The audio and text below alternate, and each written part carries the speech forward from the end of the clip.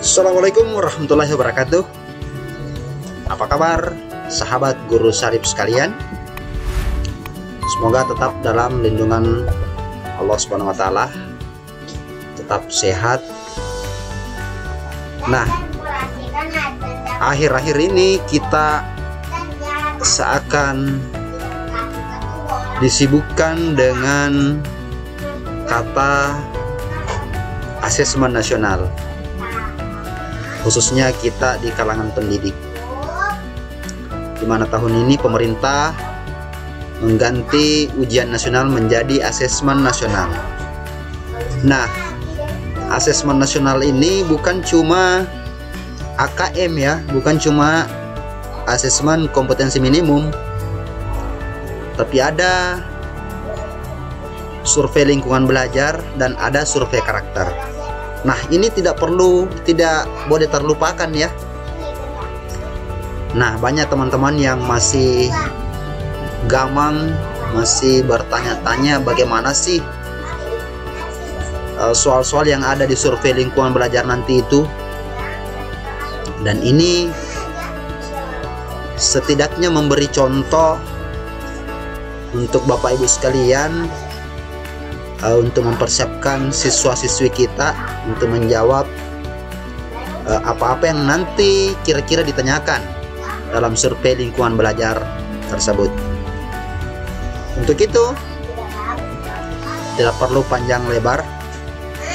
Di sini saya akan memberikan contoh soal survei lingkungan belajar sebagai bentuk gambaran agar Bapak Ibu sekalian ada semacam persiapan dalam menghadapi survei lingkungan belajar ini.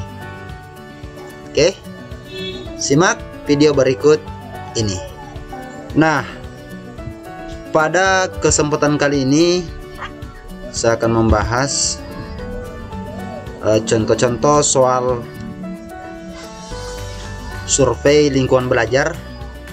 Nah, di sini adalah berupa contoh. Yang pertama di sini adalah, saya bacakan ya.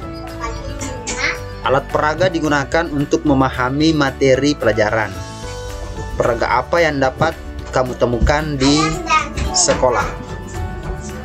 Nah, jadi siswa harus tahu bahwa yang mana sih itu alat peraga. Nah, sampai mereka sering belajar menggunakan alat peraga, tapi mereka tidak tahu yang mana sih sebenarnya alat peraga itu. Nah, di sini siswa dapat memilih lebih dari satu jawaban ya, berlecentang pada kotak yang disediakan. Pilihlah beberapa jawaban sesuai dengan kondisi di sekolahmu. Nah, di sini alat peraga olahraga, ada balok kayu, grafik, ada torso, ada diagram, tabel, peta, atau globe. Jadi misalnya ketika mereka sering menggunakan torso, nah, dicentang torso. Di sini bisa dicentang lebih dari satu ya. Dan nanti dicentang sini, diklik. Nah, jadi seperti inilah soal-soal survei lingkungan belajar. Artinya apa-apa yang dalam lingkungan sekolah itu yang mendukung pembelajaran siswa. Contoh berikutnya di sini, apakah kamu melaksanakan pembelajaran jarak jauh? Nah, musim PJJ kan saat ini. Nah, berilah tanda centang pada kotak yang disediakan. Maaf, kotak ya. Pada kotak yang disediakan. Tidak, sekolah masih masuk seperti biasa. Ya, sebagian dari rumah, sebagian di sekolah. Ya, sepenuhnya dilakukan dari rumah. Jadi ini pilihan dipilih oleh siswa ya. Nah, yang nanti keterangan dari siswa ini dengan keterangan dari survei lingkungan belajar guru dan kepala sekolah itu harus sinkron ya. Jangan-jangan siswanya bilang iya dan gurunya bilang tidak, atau sebaliknya gurunya bilang ya tapi siswanya bilang tidak ya. Jadi ini harus kita pahami bersama ya. Yang ketiga, fasilitas belajar merupakan faktor penunjang keberhasilan dalam belajar. fasilitas belajar apa saja yang kamu temukan di sekolah. Ya, ada AC, ada LCD proyektor, ada lemari, ada kursi, meja, alat tulis, papan tulis whiteboard, ada papan tulis hitam. Ya, siswa mencentang di sini yang mana saja ada. Ya, kalau misalnya memang ada semua ya, dicentang semua. Ya, jangan-jangan ada LCD proyektor tapi tinggalnya di lemari, tidak pernah dipakai. Jadi siswanya tidak tahu kalau fasilitas belajar itu ada. Ya, begitu ya. Nah, oke. Kita lanjut soal yang keempat. Apakah kegiatan sekolah berikut pernah kamu lakukan? Ya, di sini ada beberapa kegiatan sekolah yang dicontohkan, misalnya penerapan gerakan cuci tangan pakai sabun, pelaksanaan piket kelas secara berregu, kerja bakti membersihkan lingkungan sekolah, saling membantu antar warga sekolah, pengenalan keunikan potensi daerah asal, upacara bendera setiap hari Senin, perayaan hari besar nasional atau keagamaan, pelaksanaan beribadah bersama. Nah, seperti ini akan ditanyakan kegiatan-kegiatan dalam bentuk kegiatan di sekolah. Ya. Nah, untuk di sini perhatikan protokol pencegahan COVID-19 berikut ini, ya. Nah, di sini menjodohkan antara A dan B, tapi mungkin nanti tampilannya tidak seperti ini ya, mungkin satu di kiri dan satu di kanan, ya. Ini karena tidak muat ketika saya susun ke samping, jadi saya susun ke bawah. Jadi mungkin nanti kiri dengan kanan, jadi tinggal tunjuk yang mana pasangan A ke B, ya.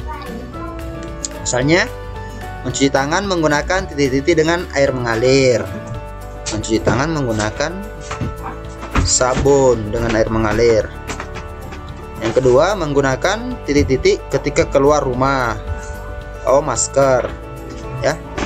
Menerapkan etika batuk bersin dengan menutup menggunakan lengan atas, ya. Jadi saat musim pandemi ini kita anjurkan menerapkan etika batuk itu bersin menggunakan lengan, ya, bukan pakai telapak tangan. Lanjut, menghindari kerumunan, menjaga titik-titik jarak ketika berinteraksi dengan orang lain. Jadi seputaran seperti ini. Ya, ini cuma sekedar contoh. Namun paling tidak ada gambaran untuk Bapak Ibu sekalian untuk mempersiapkan siswa-siswinya. Lanjut. Apa saja tempat ibadah yang terdapat di sekolahmu? Misalnya tempat ibadah untuk agama, setiap agama di sini ada, tinggal dipilih. Kalau misalnya Islam, ada ndak musallanya, ya? Nah, kalau dia Kristen, ada ndak tempat ibadahnya, ya? Seperti itu. Artinya ini fasilitas-fasilitas yang ada di sekolah. Artinya survei lingkungan belajar, bagaimana menggambarkan lingkungan yang ada di sekolah seperti itu. Kegiatan minat dan bakat di sekolahmu dilaksanakan titik kali seminggu, ya. Nah, ini jawaban isian, ya, langsung diketik. Kegiatan minat dan bakat di sekolahmu dilaksanakan titik-titik kali seminggu. Misalnya pramuka 1 kali seminggu, ditulis 1, ya, ditulis 1 misalnya, atau ditulis 2, ya. Nah, tergantung siswa-siswi kita akan menuliskan di sini. Kalau memang tidak pernah, pasti siswa-siswa kita menuliskan di sini 0, ya. Nah, jangan-jangan nanti di pembinaannya menuliskan 2, ternyata cuma 1 kali, ya. Nah, lanjut nomor 8. Apa saja organisasi minat dan bakat yang terdapat di sekolahmu? Boleh memberikan centang lebih dari 1, sesuai dengan kondisi sekolah. Pramuka misalnya, dokter kecil, ada organisasi PBB, ada klub baca, ada klub olahraga, ada musik, ada kesenian dan lainnya. Jadi siswa betul-betul memahami bahwa apa yang ada di sekolah saya. Nah, yang nampak tentunya pasti mereka akan jawab dengan baik. Lanjut nomor 9. Ketika Bapak Ibu guru menggelar kuis berkelompok untuk menyampaikan materi, apakah kamu mudah memahaminya? Ya, terkadang kita sebagai seorang guru memberikan kuis atau game atau pertanyaan. Nah, siswa ini ditanya, apakah kamu mudah memahaminya? Kalau mereka bahasanya bahasa yang mudah dipahami, tentu siswa mengatakan sangat mudah dipahami atau mudah dipahami, atau bahkan mereka menjawab sulit dipahami. Ya, tergantung bagaimana caranya kita ketika kita menyampaikan materi pembelajaran. Lanjut. Seberapa sering Bapak Ibu guru wali kelas memberi motivasi tentang semangat belajar? Ya. Nah, di akhir pembelajaran itu diharapkan guru memberikan motivasi, semangat kepada anak-anak kita. Nah, di sini siswa pasti tahu, oh, guru saya jarang sekali memberikan semangat. Paling habis kasih PR sudah. Nah, ini seminggu sekali, seminggu 2 kali, 3 hari sekali, atau setiap hari. Ya, seperti itu. Tentu ini menjadi evaluasi juga bagi guru ya. Menjadi evaluasi juga bagi guru sekalian. Selama pembelajaran di kelas, bagaimana sikap guru dalam menyampaikan materi? Nah, ini siswa yang ditanya terkait dengan bagaimana guru itu mengajar, ya. Nah, jadi ada pilihan menyampaikan pelajaran sambil duduk, menyampaikan pelajaran dengan rileks, menyampaikan pelajaran dan memberi motivasi belajar, menyampaikan pelajaran dengan santai. Nah, ini masih banyak sebenarnya pilihan-pilihan ya.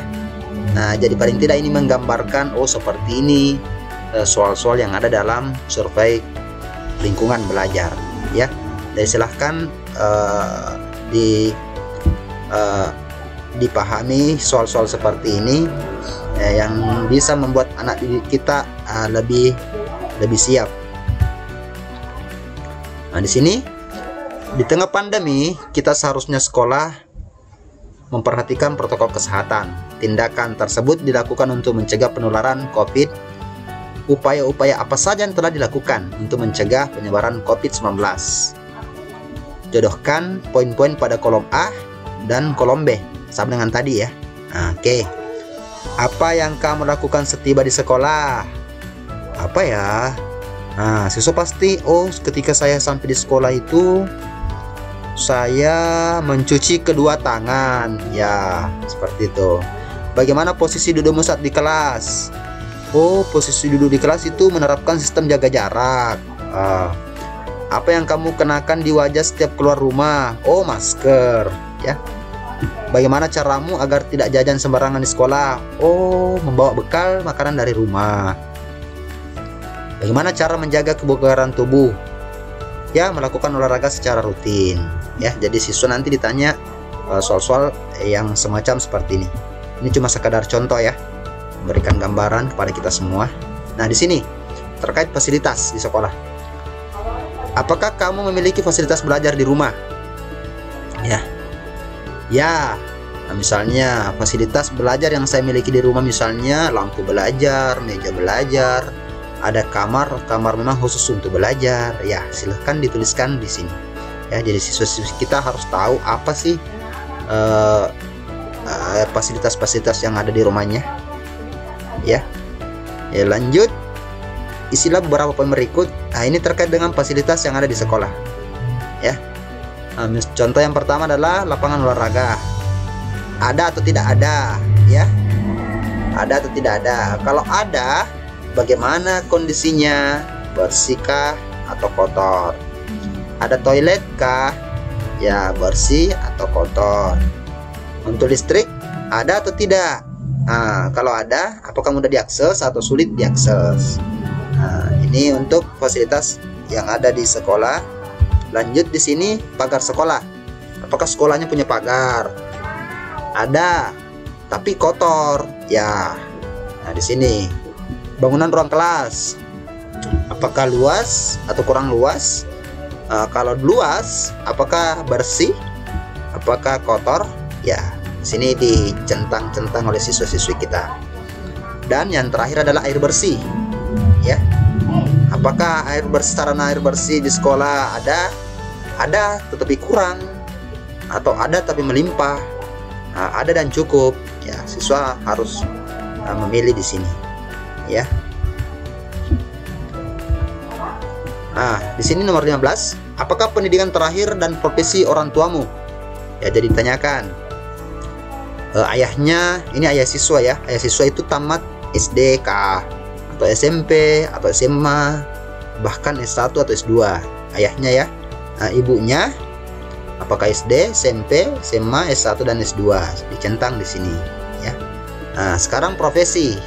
Apa pekerjaan orang tuanya? Misalnya wira swasta, atau ibunya pegawai negeri sipil misalnya. Jadi menuliskan seperti ini, ya. Tandailah pernyataan yang sesuai dengan kondisi UKS di sekolahmu, ya. Kondisi ini masih fasilitas pelajar, ya. Sekolah memiliki ruang UKS, ya atau tidak?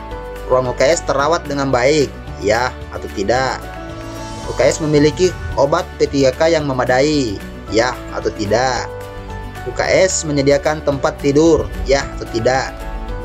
UKS memiliki alat medis yang memadai, termometer, tensimeter, timbangan, ya. Terdapat guru yang bertugas menjaga UKS, ya.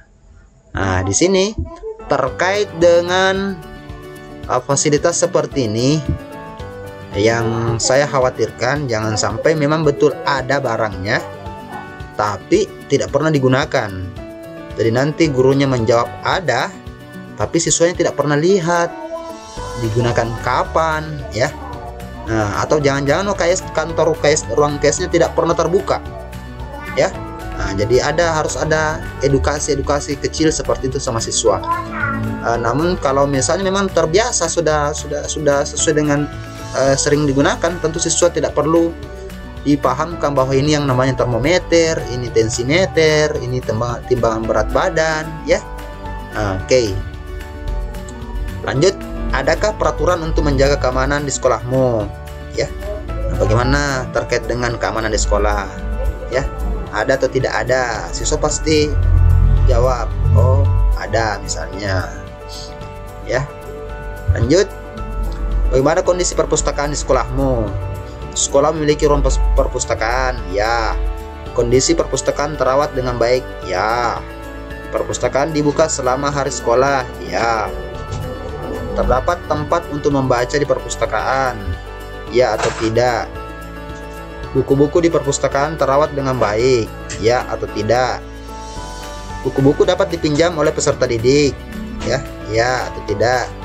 Terdapat guru yang mengurusi perpustakaan atau pustakawan, ya atau tidak? Ya, seperti itu. Lanjut.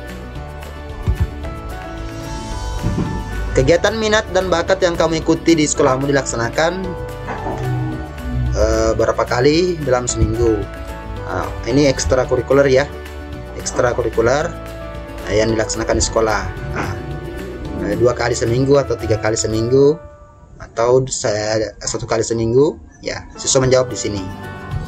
Berapa kali kamu ke perpustakaan? Tandai sesuai dengan tanda centang, ya. Jadi pengalaman ini menurut siswa, ya. Lebih dari 2 kali seminggu, 2 kali seminggu, 1 kali seminggu, jarang, tidak tentu, tidak pernah ke perpustakaan, ya. Oke.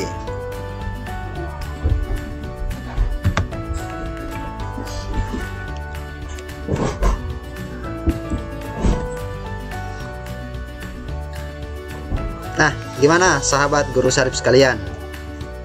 Sudah ada gambaran, ya, terkait dengan survei lingkungan belajar. Jadi soal-soalnya, ya, menanyakan hal-hal seperti itu. Yang penting di sini adalah bagaimana kita memberikan sedikit gambaran kepada siswa-siswi kita bahwa dalam survei lingkungan belajar itu hal-hal seperti inilah yang akan ditanyakan.